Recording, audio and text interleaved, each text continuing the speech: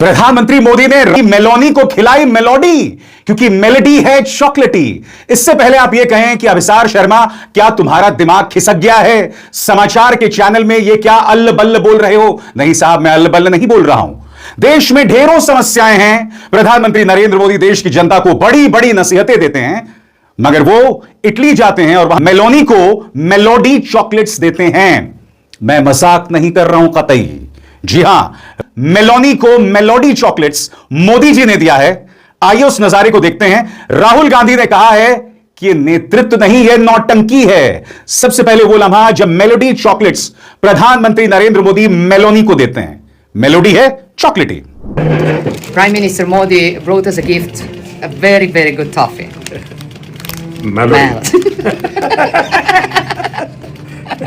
आज मैं एक सवाल पूछना चाहता हूं प्रधानमंत्री से। प्रधानमंत्री, यकीन मानिए, ये जो वीडियो है ना, मुझे बहुत अच्छा लगा, बहुत स्वीट। इसे देखकर वो जो अक्सर लड़कियां नहीं कहती हैं, मेरा वो कहने का मन था, मगर मैंने ऐसा क्यों नहीं कहा दोस्तों? क्योंकि मुझे ऐसा लगता है कि हमारे नेता हकीकत से कोसों दूर हैं। डॉलर के मुकाबले रुपया लगातार गिर रहा है। आज $1 के मुकाबले 97 रुपए तक पहुंच गया। इस वक्त जब मैं प्रोग्राम रिकॉर्ड कर रहा हूं, $1 के मुकाबले रुपए की कीमत है 96 रुपए 80 पैसे। $1 इक्वल टू नियरली 97 रुपीज। इसके अलावा नीट का परीक्षा पेपर लीक हुआ, प्रधानमंत्री अब तक खामोश हैं, एक शब्द नहीं बोला। 4 आत्महत्याओं पर खामोश। इसके अलावा उत्तर प्रदेश में तूफान, 100 लोगों की मौत, वो उत्तर प्रदेश जहां डबल ट्रिपल इंजन की सरकार है, प्रधानमंत्री खामोश। इसलिए मैं कह रहा हूं दोस्तों, प्रधानमंत्री नरेंद्र मोदी हकीकत से दूर होते नजर आ रहे हैं। इसके अलावा और भी कई सवाल हैं। देश की अर्थव्यवस्था बद से बदतर होती जा रही है। पेट्रोल के दाम कई राज्यों में 100 से कहीं ऊपर हैं और दिल्ली में भी यह 100 रुपए टच करने वाला है। अभी तो इब्तिदा है, अभी तो महज शुरुआत है। आगे आगे देखिए होता है क्या। और जाहिर सी बात है दोस्तों, राहुल गांधी ने इस मुद्दे पर प्रहार किया है। अरविंद केजरीवाल भी नीट के छात्रों के मुद्दे को संबोधित कर रहे हैं। सबसे पहले राहुल गांधी का बयान आपके स्क्रीन पर। आर्थिक तूफान सिर पर है और हमारे प्रधानमंत्री इटली में टॉफी बांट रहे हैं। किसान, युवा, महिलाएं, मजदूर और छोटे व्यापारी सब रो रहे हैं। प्रधानमंत्री हंसकर रील बना रहे हैं और बीजेपी वाले ताली बजा रहे हैं। यह नेतृत्व नहीं, नौटंकी है। इसके बाद दोस्तों, राहुल गांधी ने उत्तर प्रदेश में एक सभा को संबोधित किया और इसी मुद्दे को पुरजोर तरीके से उठाया। सुनिए। आज मोदी जी का वीडियो देखा नहीं देखा? देखा? व्हाट्सएप यूनिवर्सिटी वालों ने देखा? रील बनाई है। हिंदुस्तान के प्रधानमंत्री इटली के प्रधानमंत्री को, मेलोनी को मेलोडी टॉफी दिए हैं। इटली जाने से पहले, मेलोनी जी से मिलने से पहले उन्होंने हिंदुस्तान से कहा कि देखो, आर्थिक तूफान आ रहा है, कम पेट्रोल का प्रयोग करो, सोना मत खरीदो, इलेक्ट्रिक गाड़ी खरीदो और विदेश में दौरा मत करो।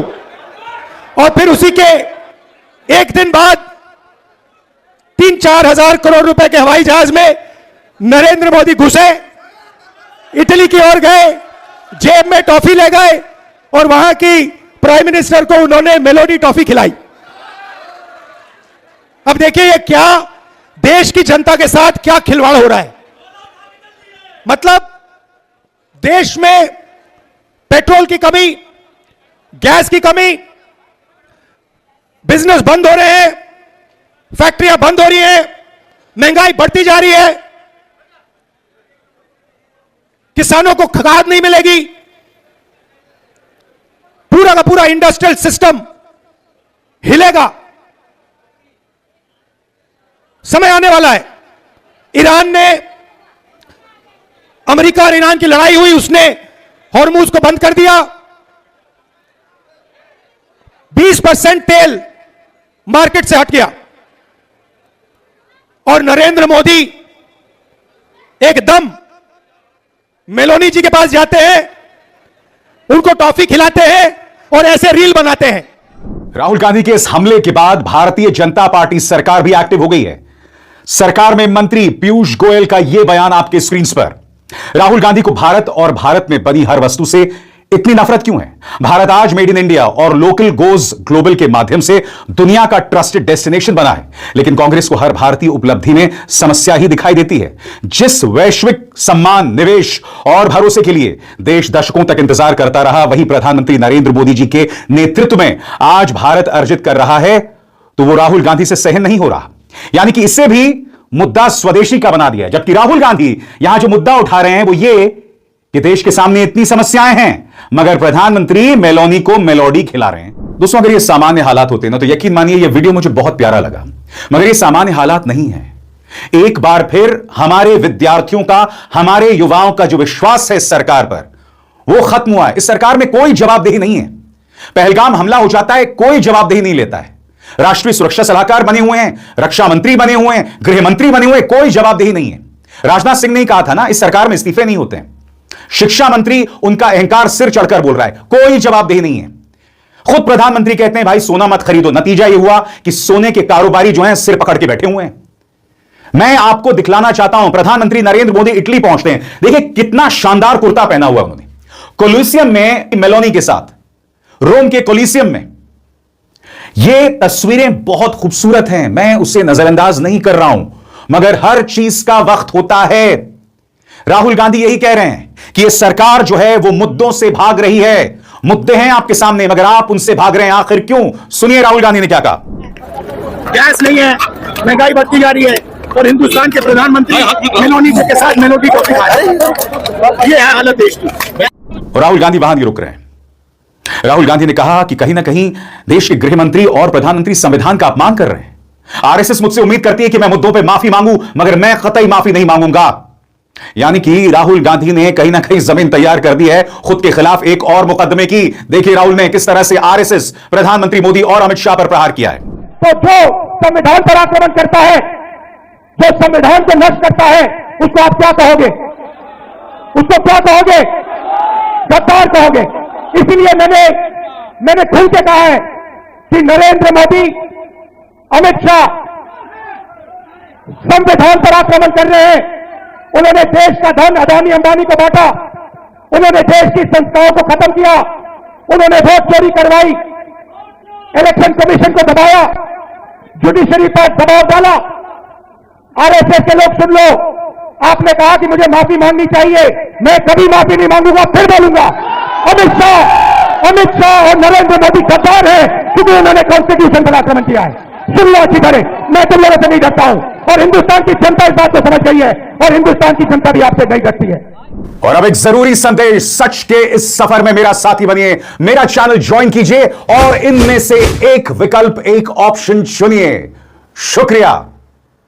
अब जाहिर सी बात है, भारतीय जनता पार्टी के पास सिवाय विक्टिम कार्ड खेलने के तो कोई विकल्प है नहीं। इनके पास तर्क होते नहीं है। भारतीय जनता पार्टी का यह पलटू प्रवक्ता शहजाद पूनावाला, जो पहले कांग्रेस के गुण गाया करता था, उन्होंने कहा है कि राहुल गांधी ने ओबीसी समाज का अपमान किया है। क्यों? क्योंकि राहुल गांधी ने कहा कि प्रधानमंत्री नरेंद्र मोदी और अमित शाह गद्दार हैं क्योंकि वो संविधान का अपमान नहीं करते। अब भाजपा के पास क्या जवाब है? भाजपा कह रही है कि राहुल गांधी ने ओबीसी समाज का अपमान किया है और प्रधानमंत्री जो एक बहुत ही गरीब पृष्ठभूमि से आते हैं उनका अपमान किया। इससे पहले कि मैं आपको सुनाऊं कि शहजाद पूनावाला ने क्या कहा है, मैं फिर पूछना चाहता हूं, अरे भाई कितना विक्टिम कार्ड खेलोगे, कितनी रुदाली करोगे? 12 साल हो गए सत्ता में भाई। आपकी जो आलोचना करता है आप उसकी बखिया उधेड़ देते हो। जो मीडिया हाउसेस आपको नहीं पसंद आते हैं, चाहे एनडीटीवी हो, एचडब्ल्यू न्यूज हो, न्यूज क्लिक हो, क्विंट हो, उसे आप पलटा के रख देते हो। लोगों को आप बर्बाद कर देते हो। 5-5 साल से लोग आतंकवाद की धाराओं में बंद हैं और अभी आप विक्टिम कार्ड खेलते हैं। सुनिए क्या कहा शहजाद पूनावाला ने। देखिए, वो कहते हैं मोहब्बत की दुकान पर है गाली गलौज, अपमान, नफरत के भाईजान। जिस प्रकार की भाषा राहुल गांधी ने ओबीसी समाज से, गरीब समाज से आने वाले प्रधानमंत्री के लिए की है, उनको गद्दार कहना, यह दिखाता है उनके संस्कार किस प्रकार के। और कांग्रेस ये इस प्रकार की भाषा पीएम के लिए इस्तेमाल करे, इसमें कोई हैरानी की बात नहीं। 150 गालियां दी है उन्होंने तो प्रधानमंत्री मोदी जी की माता जी को बिहार चुनाव में गाली दी। यही राहुल गांधी ने कहा कि लाठी डंडे से मोदी जी को मारेंगे। कांग्रेस के नेताओं ने बोला कब्र खुदेगी मोदी की। खड़गे जी ने भी बोला सांप है, रावण है। तो ये बार बार, क्योंकि पीएम ओबीसी समाज से है, वो गरीब समाज से आते हैं, तो उनको गाली देने का कार्य करते हैं और ये उनकी मानसिकता को भी दर्शाता है। जहां तक गद्दारी की बात है तो राहुल गांधी जी, आप अपने परिवार का इतिहास देख लो। हर क्षण और हर मोमेंट में गद्दारी करने का काम किसने किया है? अक्साई चीन देकर, पीओके देकर, 71 में मौका था तो पीओके न लेकर, और 26/11 के बाद पाकिस्तान पर कोई हमला न करके, मुझे लगता है कि देश को समझ। मैं आपको प्रधानमंत्री नरेंद्र मोदी का आज का एक ट्वीट दिखाना चाहता हूं।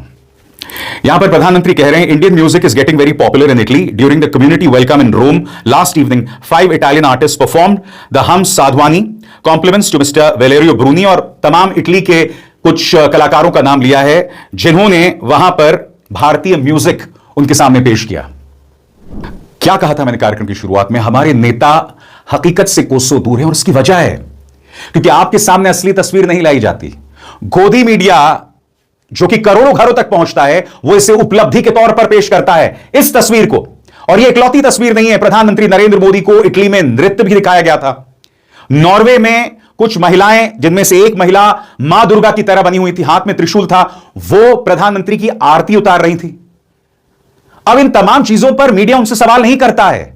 सीधी सी बात, प्रधानमंत्री ने जब आपसे कहा था कि पेट्रोल और डीजल का कम इस्तेमाल करें, उसी के अगले दिन और उसी दिन वो सोमनाथ में, वडोदरा में रोड शो कर रहे थे।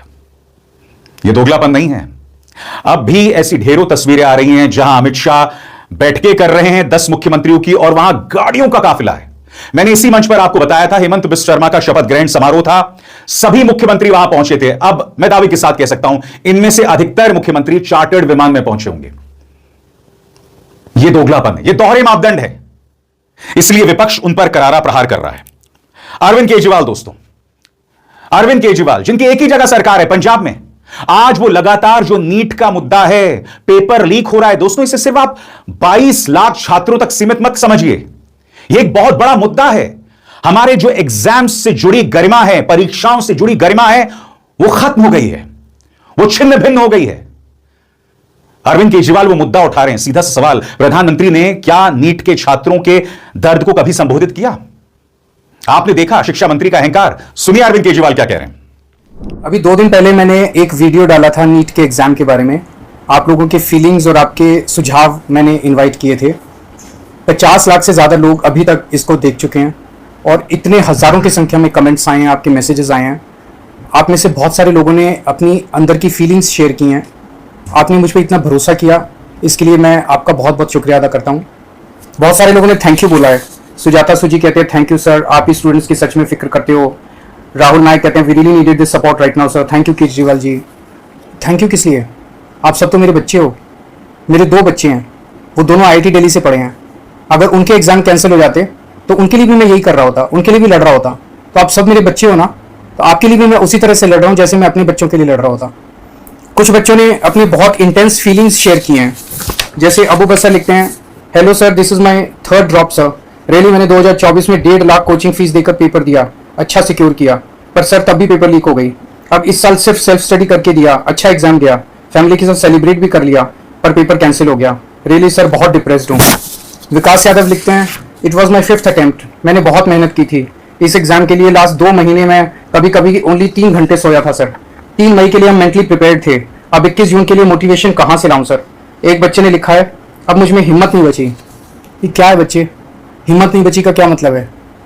मैं आपको एक मंत्र देता हूं, अपनी इरादा मजबूत कर लो कि मुझे डॉक्टर बनना ही बनना है, किसी भी हालत में बनना है, चाहे कितनी कठिनाइयां आए, चाहे कितना भी संघर्ष करना पड़े। जाहिर सी बात है दोस्तों, तमाम विपक्षी दल हमलावर हैं। आरजेडी की कंचना यादव ने मेलोडी के साथ माफ कीजिएगा, मेलोनी के साथ जो प्रधानमंत्री की का वीडियो है जिसमें वो मेलोडी खिला रहे हैं, उस पर कंचना यादव क्या कहती हैं आपकी स्क्रीन पर। देश की जनता से कहकर गए कि खर्चा कम करो, आधा पेट खाओ, और यहां टॉफी गिफ्ट कर रहे हैं। मैं फिर कह रहा हूं दोस्तों, यह वीडियो बहुत खूबसूरत है, बहुत प्यारा है, मगर अगर कोई और हालात होते ना, जब देश सामान्य होता, जब आप देश की जनता के प्रति, उनके मुद्दों के प्रति संवेदनशील होते। मुझे यह कहते हुए बहुत अफसोस हो रहा है कि प्रधानमंत्री नरेंद्र मोदी अपने अंदर की ममता को खोते जा रहे हैं, या ऐसा तो नहीं कि ममता थी ही नहीं। यानी कि प्रधानमंत्री नरेंद्र मोदी का एक पूरा प्रचार तंत्र है जो उन्हें महागुरु, ईश्वर के तौर पर, देवता के तौर पर पेश करता है। यही वजह है कि नॉर्वे में उनकी आरती मां दुर्गा खुद उतारती हैं। मां दुर्गा का प्रतीक, मां दुर्गा खुद नहीं, किसी की कैसी औकात की मां दुर्गा से वो आरती उतरवा सके, मगर आप जानते हैं कि एक मां दुर्गा या भारत मां की प्रतीक उनकी भी आरती उतार रही थी। मुद्दा यह है कि जब आपके अंदर सेंसिटिविटी खत्म हो जाए, लोगों के प्रति जो भावना है, उनके मुद्दों के प्रति जो इमोशंस हैं वो खत्म हो जाए, तो इस तरह की तस्वीरें सामने उभर कर आती हैं। प्रधानमंत्री से एक नॉर्वे की पत्रकार सवाल क्या पूछ लेती है साहब, यहां पूरा गोदी मीडिया कुल भुला जाता है। यह गलत है दोस्तों, हमें इससे ऊपर उठना पड़ेगा। थोड़ा सेंसिटिविटी, थोड़ा संवेदनशीलता दिखानी पड़ेगी। हम संवेदनहीन नहीं हो सकते, यह ना हमारा समाज है, ना हमारा यह चरित्र है, और ना यह देश का तकाजा है, ना इस देश की सोच की तकाजा है। मगर कौन सुनने वाला है दोस्तों? हम यहां जो कहते हैं भाजपा का प्रचार तंत्र उससे बिल्कुल उलट करता है। करते रहिए, इस देश का इतिहास आपको माफ नहीं करेगा। आज बेशक आपने एक प्रोपेगेंडा मशीनरी से देश की जनता को ब्रेन वॉश कर दिया हो, मगर यह हमेशा नहीं रहने वाला है। एक दौर आएगा जब यह सब एक्सपोज होगा, जब लोगों की आंखें खुलेंगी, तब तक बहुत देर हो जाएगी दोस्तों।